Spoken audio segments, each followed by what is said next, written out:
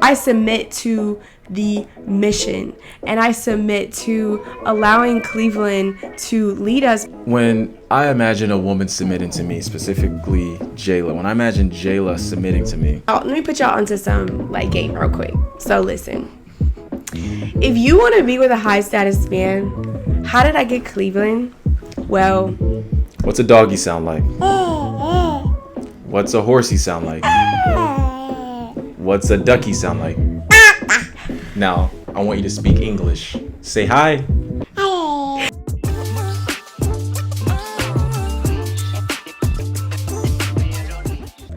Welcome back to another episode of the Love and Hustle Show. We are your hosts. I am Jayla Bishop, and this is my lovely, lovely honey, Cleveland Bishop. Y'all give it up for Cleveland because he's amazing. Stop.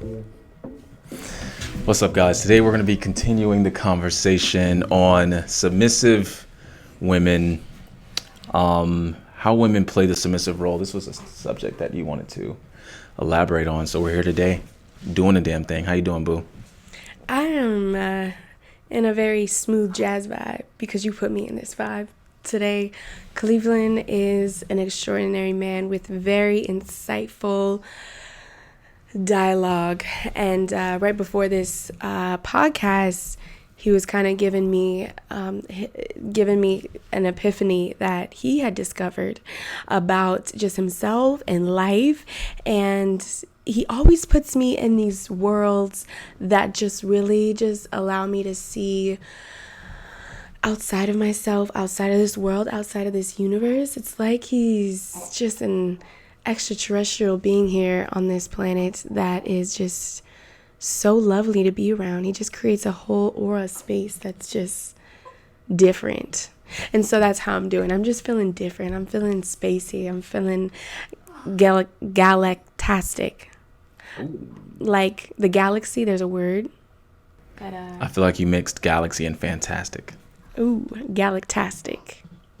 How are you? I'm doing great. I appreciate you saying that. I did have a fairly robust, Monday afternoon experience. By the way, there's a little baby on the floor inside of a, what do you call that thing?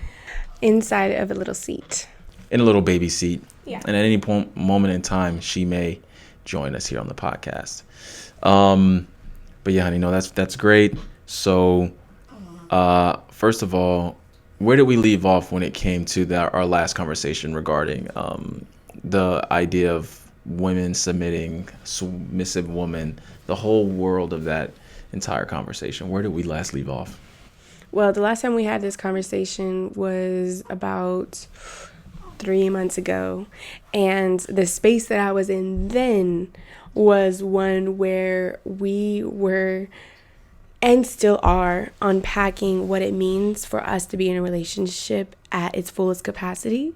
And continuing the dialogue from that conversation, I just want to kind of just basically, and there she goes. So one moment. All right, so like I was saying,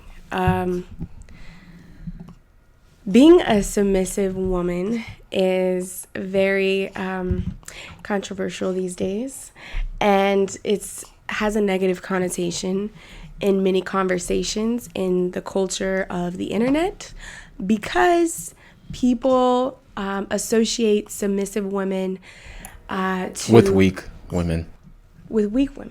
And women oftentimes feel that word equates to control, when what I've learned in my journey of learning how to submit is that being a submissive woman is actually being enlightened and gaining wisdom, because I feel like you truly tap into your femininity when you allow your man to lead and you fall into this this willful tone to kind of just let your man lead.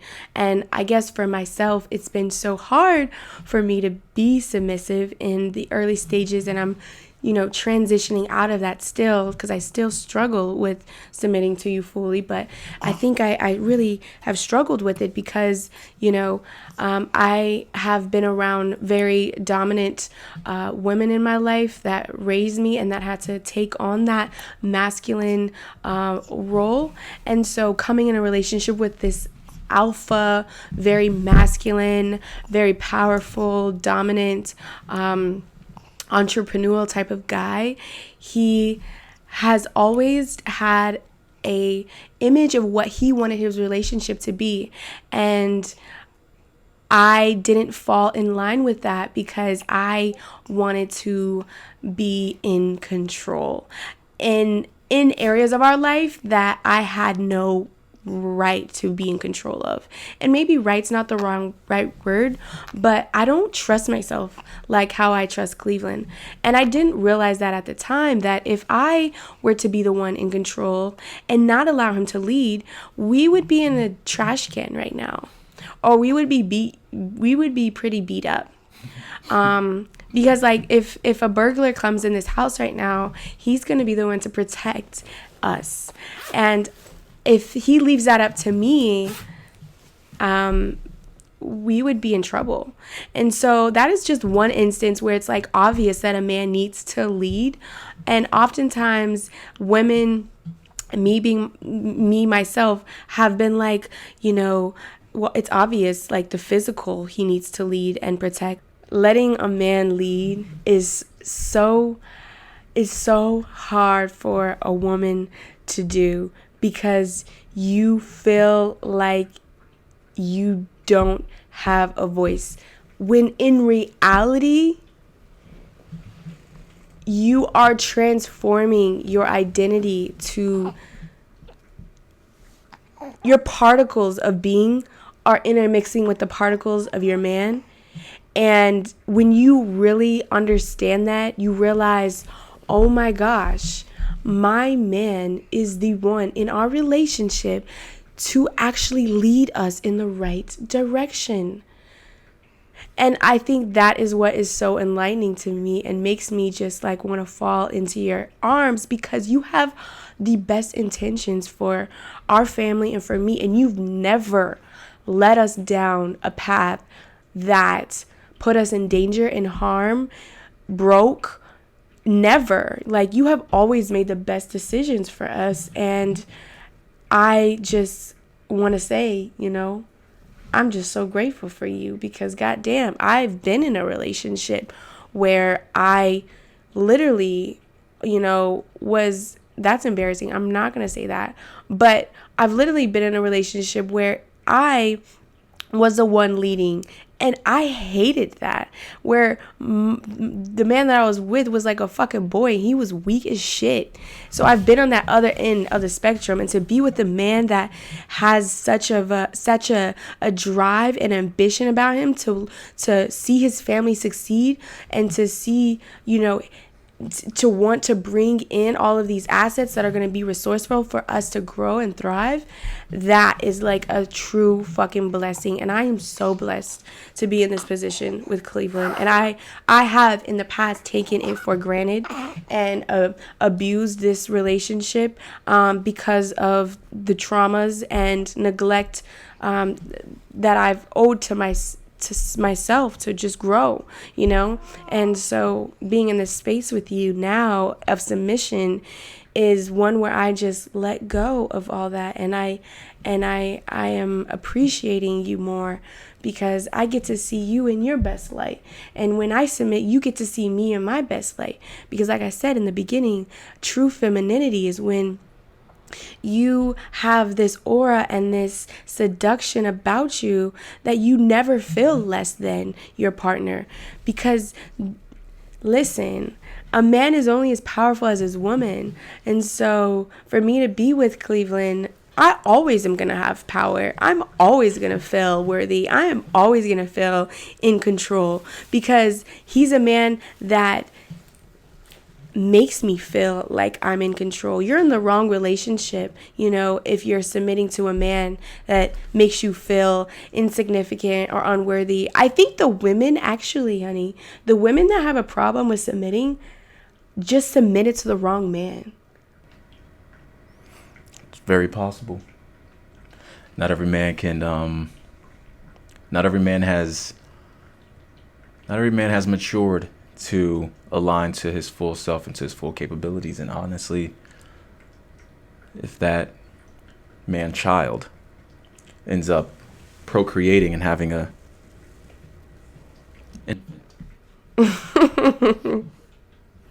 then oftentimes, yeah, that's gonna add to more of a, don't want to say distraction, but at the end of the day, it is what it is.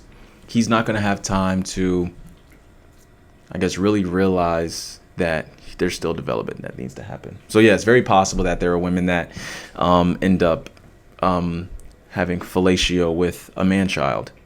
Fellatio. Hold on. Y'all gonna get a lot of just pauses with his verbiage because he's a dictionary. Where did you get that word and what does that mean? Fellatio is technically just oral sex, so it's not full-blown, home run, but it's a precursor. Wow. Anyway. Yeah, it's very possible. You can submit to the wrong man. A man could copulate with the wrong woman. Now you're just a super dictionary. But it's the case. Yes, that's very possible. But what happens? What happens if a woman submits to the wrong man? And I just want to be clear that, submission in our family's definition as it relates to how she is using it, right? She's not using it too interchangeably. If a word needs to replace submission, we'll replace that word. We're using the word submission for us, and maybe you're better to answer this question before I, elaborate on it, or do you want me to say it? Say it and then I'll speak. Okay, so when I imagine a woman submitting to me, specifically Jayla, when I imagine Jayla submitting to me, it's not that she's like adhering to all of my commands in some strange militaristic fashion and she has no voice or opinion or ability to express herself and how she wants to do things. I'm talking a little bit more grander and a little bit more grandiose. It's more of a general idea of submission. It's nothing too specific. There are many things that can be negotiated up to a certain point. One thing, though, that can't be negotiated, and that I set almost day one of our relationship was, hey, I want us to have immense success as we exist in this capitalistic society. And I'm going to do the best I can and spend a lot of time going towards that.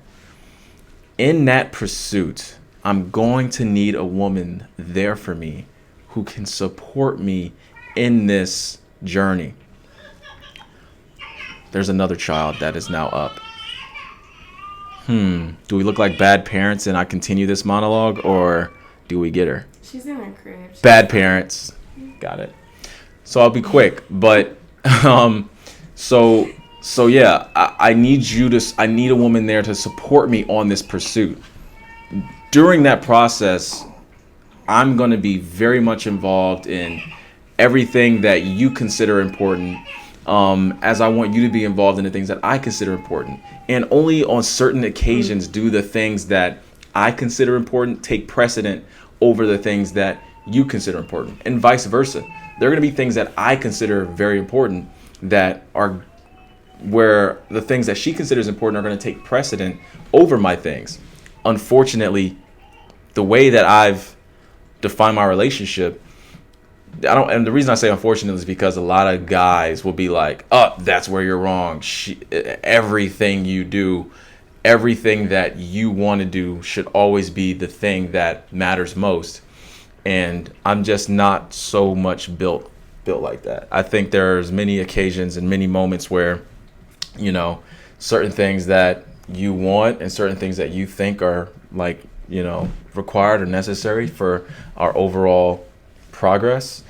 I mean, I'm going to adhere to those things. Now, I'm a very logical person, so it has to come in a way that I can see.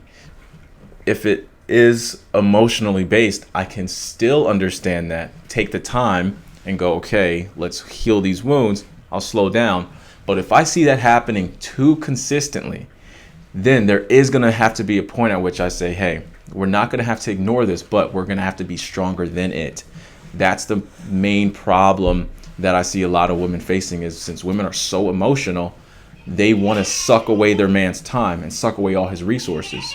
But a man has to continue along his journey, and that's where the submission follows. Because the reason why women have to submit is mainly because if they're going to want to be with a man and take on and have access to all of those resources, then they're going to have to disregard some of the things that always charge them up. Because men by nature shouldn't be as emotional as a woman. Agreed. So they're more submitting to the stimuli around them that kind of can start to drive them a little bit more. They're submitting to the idea that this isn't important right now. We have to continue to move forward. Because a woman can get caught up in that, so much so that things slow down. A man just moves forward. So she's submitting to being a little less focused on those things and a little more focused on the full mission, in my opinion. That was beautifully said. I agree with Cleveland when it comes to the definition of submission. You want to get Bliss? Yeah, in just a sec. All right. Okay, why do I submit? I submit because I know what I'm capable of. I know what I'm not capable of. As a woman that has always wanted to be a mother, as a woman that has always wanted to cater to her man and be the woman in the household to just really hold it down, there are limitations to that. And where I want to get in life, I know that I need a partner by my side on the same mission as me to accomplish that. And when I submit to the mission, and I submit to allowing Cleveland to lead us, because it's not that I don't trust myself. I just know that for me to be in this relationship and be of the highest value that I can be as a woman, as a mother, as a wife, him and his highest value is leading us, and I'm submitting to that because guess what? We're on the same mission together. Does that make sense? It makes sense. You're going to always be a little bit more caught up with certain life-related things that are going to make it so that you're going to have to trust that I'm going to take us in the right direction. Because submission's another word for trust. I trust Cleveland to move us in the right direction. The problem is everyone wants this. The world is so narcissistic that everyone thinks that being partners, being like two people operating as at the helm of things, or they think of only one way. It's like this. This is the way. It has to be both of us. When it's like, hey, your idea of this, our idea of this might be different than your idea of this. We might say, well, we are partners. And you're like, no, you're not. You're not partners, because if she was a partner, then she would have a say-so in the direction as to where a blank is. Like, well, what are your ideas? Where do you want to go? What do you want to do? And it's like, these are all of my ideas, and if you're just consistently like, I love those ideas, and it's like, okay, well then we'll just do these ideas. Let's go. What? It's not even. It's not even like he is putting out the orders, and the orders cannot be changed. It's flexible, and he always takes into account how I feel, and he never makes a decision without me. Although, sometimes he's up here in his laboratory and decisions have to be made, and I don't need to be there to make those decisions, but that's where trust comes into play. And, the cool thing about Cleveland is that he's not a guy that is, like, super egotistical and needs people to, like, understand he's the one in control. Like, he's just about the team, and that's what he's really taught me, because I've been about the self for a long part of my life, just kind of understanding myself and my journey. And as I should, I'm growing and evolving, and I'm understanding the world and where I fit. But he's always been about like other people and like bringing the team together to accomplish the greater goal that is beyond ourselves. And I think that has given me so much fulfillment in life, seeing the world through that lens. And so I trust him because he's never let me down. Bliss, we're coming now.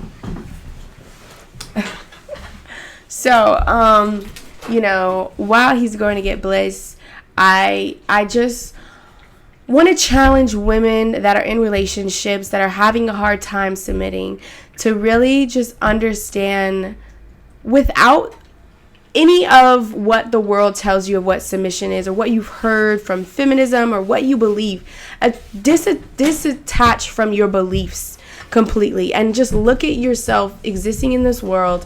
Where do you want to be? What man do you want to be with? And are those two going to coalesce in reality? Is that going to work? Because if you want to be with a man that, you know, is a high status man, but then you... Am I a high status man? 100%. No, based off of the legitimate, like, descriptive income qualification. Do I meet that standard? Absolutely, you do. Okay, I got that. Now, I'll say this, and I'll just throw this in there. Let me put y'all onto some, like, game real quick. So listen. If you want to be with a high status man, how did I get Cleveland? Well, to be honest with you, I think the answer to that is you need to work in a field. You need to work in the profession of that high status man. So, for example, if you want to get with a doctor, be a nurse. If you want to be with a lawyer, be an attorney. Like, be in the space where he exists. I met Cleveland at an incubator in Atlanta Tech Village. I was in the space of entrepreneurship, right? And I was like entering into that world at 19. And he came out of the elevator. Me and my dad were walking into the building. Shout out to my dad for introducing me to this amazing man. Even though you didn't want me to be in a relationship with him in the beginning, it worked out for the better and for the greater good. And I always knew it would. So really, you know, I put myself in that environment where those high status men are. You don't have to be on their level. Just put yourself in the space so they can see you and peek at you. And if you cute enough, and if you just got the pizzazz about you, they gonna notice you, and you gonna spit your game when you can and shoot your shot. Okay, because that's what I did. I shot my shot and bam. Did I hit the target? Did I hit the target? Yes. I hit the target. He muted the mic. That's smart. Y'all, we might have to revisit this episode. I think we did cover a lot of really good stuff, though. And, you know, these episodes are coming out multiple times a week. And, you know, at the end of the day, submission is a hard journey to really embrace as a woman, because we all come from so many different backgrounds. Who wouldn't submit to a dude like me? Some of us naturally fall into it. As a matter of fact, Who wouldn't submit to a dude like me? Submission's hard because at the end of the day, not a lot of people out there top tier. You feel me? Me and Cleveland were just, I'll end it here, and this is where we'll start off with the next one. Slow down. Tell it to him. Okay. So Cleveland and I were talking about the difference between different races and their ability to submit. And, you know, we were just specifically talking about white women, how they're ethnicities. Bliss, those are fly. White women are more prone to submit than black women. And I just really think that's facts. Because why do you think that is? In the black community, it's much more fragmented, so there's less of a visual representation of a man who is there to take care of his family, and so it's less important black women don't see it as important. And of course, black women are not a monolith. There are many black women that will be able to submit very, very well. And not even submit, just join into a union with a man that she respects and he respects her. There's millions of people that do that. It's just perpetuated in the black culture that she's trying to mute the mic. She's trying to mute the mic. Let her mute yours. Mute it, honey.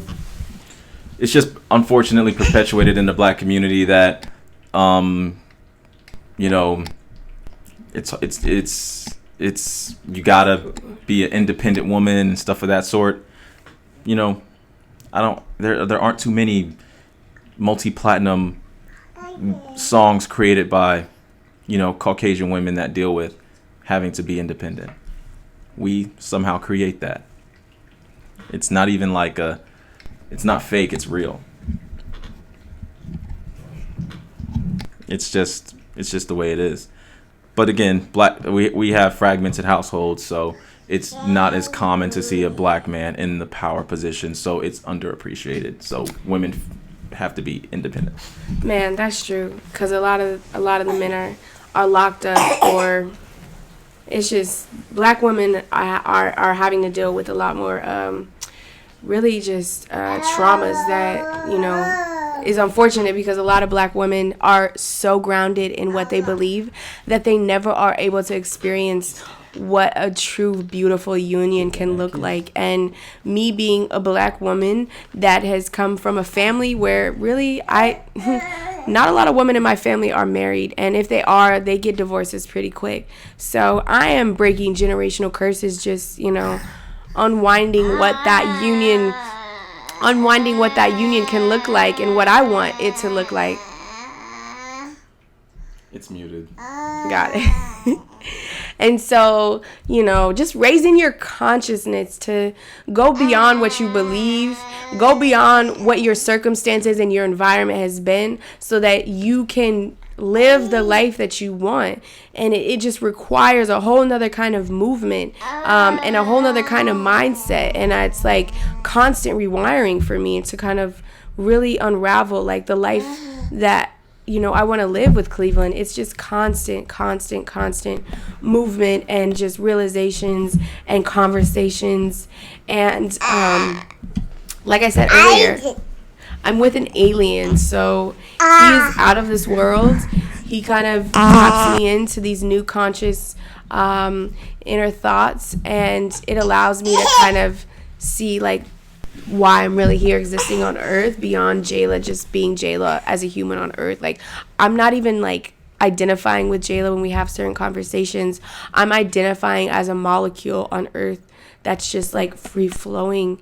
And then, you know, one thing we always say to each other is the world is an oyster, meaning like oftentimes Cleveland will just tell me like, look out the window. What do you see? Look how beautiful it is. We can do anything we want. Like, that's the kind of the love and insight and understanding he has, that he's able to put into me, and then I'm able to like see the world through a new way, because oftentimes I see the world just like this, you know. So that's just a beautiful thing about being with a beautiful man.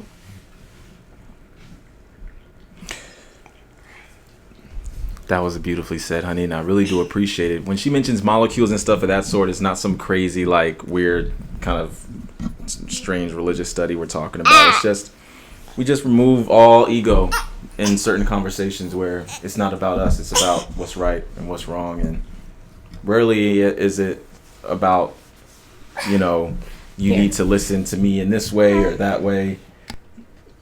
Rarely it's about any of that kind of stuff. It's a longer conversation that we can have for sure, but the molecule deal. But yeah, no, honey, I appreciate it, and I appreciate you, and I guess we'll wrap this up in some way, shape, or form. I do have one last question, and this can be a big question. You can say, Jayla, that's too much. We'll do it on the next conversation. However you want to respond, I'm okay with it, but I feel like our listeners want to know what is the meaning of life to Cleveland? You sure they want to know that? No, I'm kidding. Yeah, because if I was listening, I'd be like, okay, what? I would ask that question in my head. What is the meaning of life? Well, Yes. the meaning of life is what we're doing right here. This is what it's all about. Because what she's caught up in is so real to her that it should be real to me too. So the meaning of life is whatever Bliss cares about most in that moment. Wow. I care about. Other than that, not much. Not too much meaning, honestly. We're here to have fun. We're here to just go to the depths of what's possible as a human being and relish in that existence for as long as possible. Well, this is the last thing I want to say. I just want to say I love you so much. Thank you for being so patient and kind to me in these 6 years that we've been together. You've been a phenomenal man. You've been a wonderful leader, and I trust you.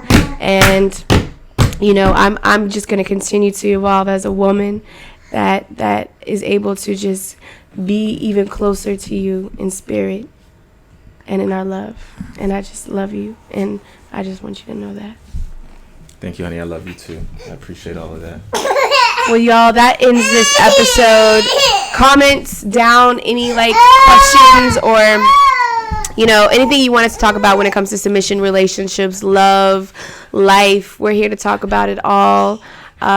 We are just happy to be here on this planet, and we want to just spread our voices on this podcast to just illuminate, what a beautiful union can look like, the struggles, the triumphs, all of it, because we're all on this journey together, and we all can just learn so much from one another. Bliss, what do you have to say? Say hi.